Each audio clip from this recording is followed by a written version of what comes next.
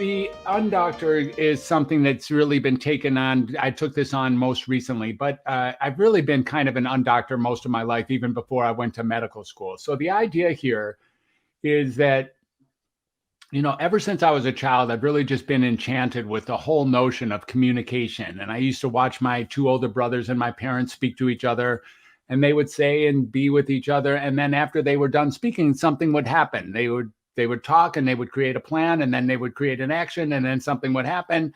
And I really just thought that, that communication through words was just remarkable and fascinating. So I made it my business to really get good at communicating. And I did that, from a young child. I was already communicating and speaking quite a bit by the time I was in early elementary school. There's no teacher who ever had me as a student who has forgotten me as one of their classes, for sure.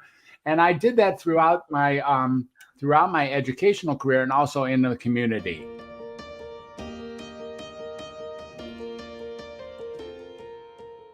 And when I was a teenager, began to really start looking at the power of listening. So people, half of all communication, at least half, is in the world of listening. We think that communicating is speaking, but really communicating is almost more valuable to do so from the listening realm. So as a teenager, I really began to listen, to really try to listen. People would meet me out in the playground, or they would meet me in the, after class, or they would call me and they would tell me whatever their issues were or ask my advice about this or that. And I loved listening. I'm an audiophile as well, so I love music. And my ears became my number one, became sort of the number one way of making a living, or of making friends, or of finding purpose in my life. Now, as my education went on, I started learning a little bit more about, my oldest brother was a psychiatrist. And there was this idea that if you listen to people, if you listen to people, that they can get better. That their life can improve instantly if they feel heard. So then I decided that I would probably be best off if I created a future, an occupation for myself in listening. And the best I could see to do that was to become a psychiatrist. So when I went back to school to become a psychiatrist, the whole purpose was that I would do so to learn how to be a premier listener, and in my listening, create new possibilities for people, new possibilities for what it is that matters to them, what it is that's available to them. Okay. And unfortunately, or you could say it's unfortunate, it's not necessarily unfortunate. Psychiatry changed drastically while I was in medical school. So that's when Prozac was introduced to the world, and that's when biological psychiatry was introduced to the world while I was a third year medical student. And so now listening became something that wasn't, over the next several years and maybe a couple of decades, listening became less important to the psychiatrist, actually. And what became more important was actually hearing buzzwords and then providing some sort of diagnosis and some sort of medication to alter the inner workings of our mind and our brain, and hopefully rebalance a chemical imbalance. Mm-hmm. Ellie, this didn't sit well for me back then, and it still doesn't sit well for me. I don't have it that chemical imbalance is what creates discomfort. I have it really that it's self-expression that is going unnoticed that creates discomfort. In other words, if we're not expressing ourselves adequately, such that other people are aligned with us, then we're going to feel misery. We're going to feel discomfort. We're going to feel dis-ease.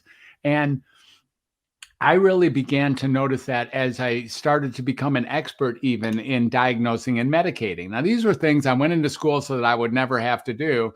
And now I became an expert in actually diagnosing and medicating thousands, tens of thousands of people. In around 2006, I'd say it was halfway through this career that I've had, I began to see that medications maybe weren't doing what it was that they were marketed to do. And sometimes they were adding to problems, or even contributing, or even causing problems that they were marketed to treat.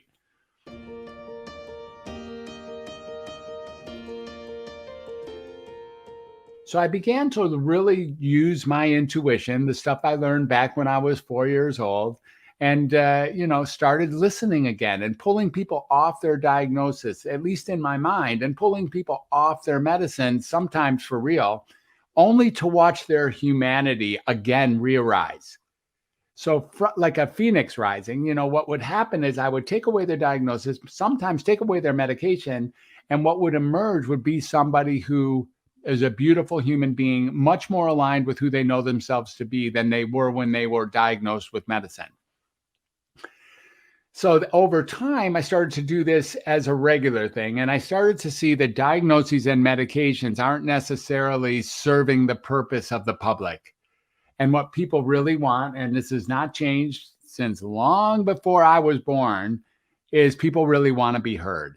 Mm-hmm. So I became someone who was really committed to making sure that each and every person, really worldwide, could know that their voice was heard and that who they were and what they did mattered. And this became more and more about who I was as a clinician, who I am as a man, who I am as a human, who I am as a father, who I am as a friend, a citizen, a doctor, all those things. It's kind of funny that it actually translated to being an undoctor, because doctors are known to diagnose and medicate. And I started realizing that I'm not using diagnoses. I don't use them at all. They're not important or effective to me, except, if you have to, I suppose, submit something to an insurance company or something like that. But they don't serve a purpose. They create a power gradient between the client and the clinician that is an insurmountable power gradient.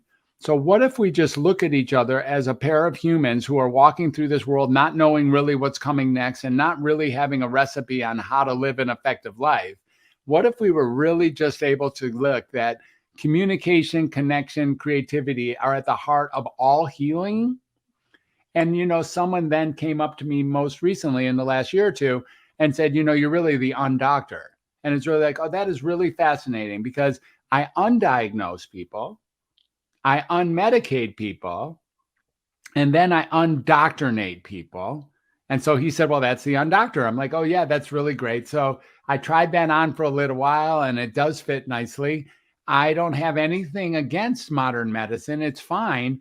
But I really think that when modern medicine fails, or when there's, doesn't give you quite the results that you're hoping for, one idea is to get there was nothing wrong with you mentally in the first place.